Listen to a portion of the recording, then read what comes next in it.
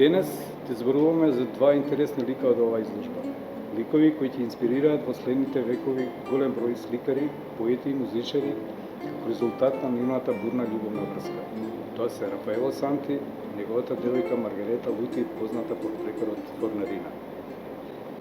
Според некои кажувања, кои можеби се преувеличени или измислени, Рафаело првпат се влюбил кога ја видел како си ги мие стопалата во реката Тибар во градината покрај низината куќа во Трастевера. Била ќерка на сопственик на пекарница, поради која подоцна го добила прекарот Форнарина, пекарка. Рафаело веднаш ја ангажира за свој модел, па набрзо овој нивен однос ќе се изроди во нешто поголемо од случајна авантура. Двајцата се заљубени еден во друг, а Рафаело го поминува поголемото време со неа. Остануваат неразделни. Неуморно ја слика и во постојан копнеш по низината нежност. А кога неговите роднини од Урбино и заштитниците од Рим ќе му нашле девојка нему равна, ќе се заблагодарал и културно ќе одбиал или ќе подолговлекувал со образложение дека сликарот пред се мора да се посвети на уметноста.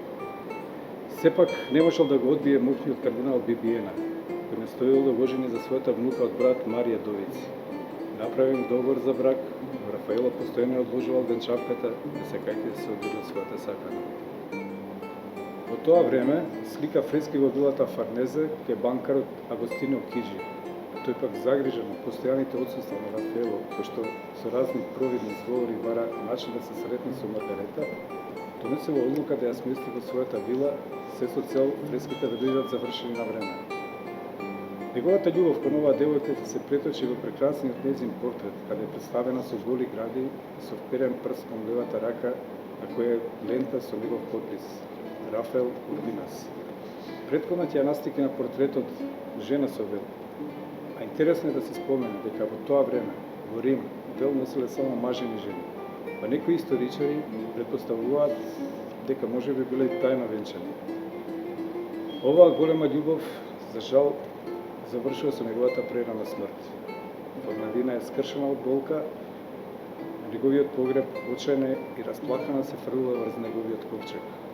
4 месеци после неговата смрт се замонашува во црквата Санта Аполонија. Рафаело е погребан во Пантеон до неговата несудена вереница Марија, која умира на 18 годишна возраст, неколку месеци пред неговата смрт. Ова е мит за уметникот и неговата муза љубовница, кој непосредно се однесува и за други уметници во било кој период да припаѓаат. Нивната љубов ќе биде извор на инспирација на разни уметници, како например на Леардо Алеарди, кој напишал поема од 20 вејња, музичарот Джовани Себастијано, кој составил опера во 4 чина, Доминик Енгар ќе ги увековечи на платното сликарот и Форнарина, Пабло Пикасо ќе изработи 12 гравури, тајните љубови на Рафаело со Форнарина, како и прочинениот современ поет Рафаел Алберти со дури 6 песни.